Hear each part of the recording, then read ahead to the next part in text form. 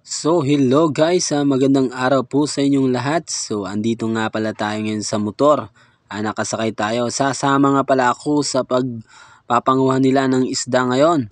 So guys, ayan o, kung mapapansin nyo, binibidyo ko po ang kapaligiran dyan. At talaga naman kasing namamangha ako sa ganda ng kapaligiran dyan.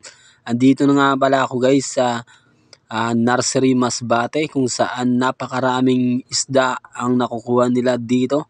Sasama nga pala ako sa aking mga kaibigan sa pagkukuha nila ng isda ngayon. So ito na nga guys, ay nagbabiyahe na nga po kami. Papunta na kami dun sa aming panghuhulihan ng isda. So tinatawag nga pala ito guys na, kung baga sa atin ay yung tawag nito sa panghuli ng isda, ito yung tinatawag na bubo. Kasama ko nga pala guys itong aking kaibigan na vlogger din. So sana guys, suportahan nyo ang kanyang channel. Siya po si Mac nga pala. Yan yung kanyang channel guys. Ayan no, kung mapapansin nyo, talaga namang gustong gusto niya rin mag vlog at binibidyohan niya rin yung kapaligiran. So taga dito rin pala niyan siya guys sa nursery, at nagba-vlog din siya tulad natin. So sana guys ay patuloy nyo kaming suportahan. Yung nasa itaas nga pala guys na lalaki ay kaibigan din namin yun, at yun ang aming kapitan dyan sa aming motor na sinasakyan, kung saan kami tutungo at kung saan kami kukuha ng maraming isda. So ayan guys, kung napapansin nyo, napakaganda po ng kapaligiran at makikita nyo yung mga bukid. Yan yung mismong mga nilalang ng ating Diyos na talaga namang nakakamangha. So ayun nga guys no, pansin nyo, talaga namang napakalinaw ng panahon at wala tayong kinakatakutan na anumang maaring mangyari, yung katulad ng bagyo o anuman.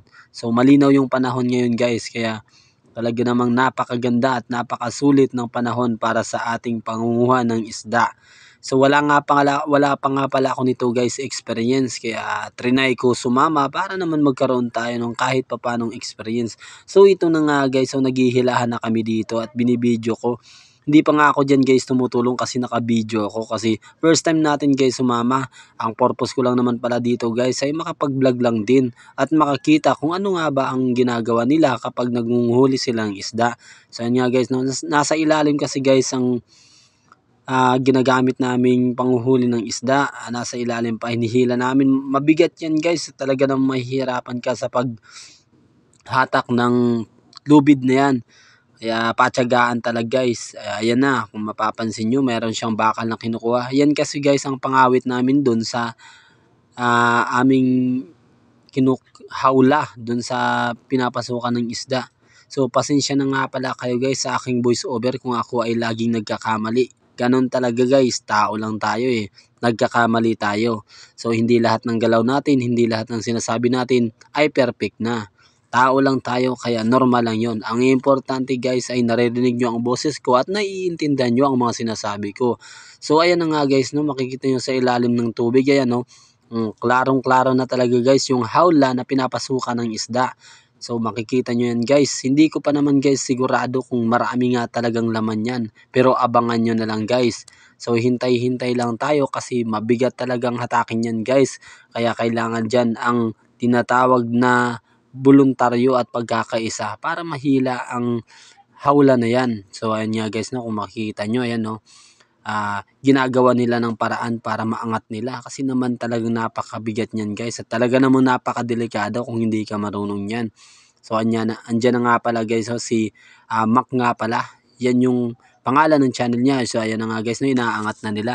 So dyan natin guys malalaman kung may laman nga ba yung hawla na yan na kinukuha namin na galing sa ilalim. So ayan na nga guys, naangat na.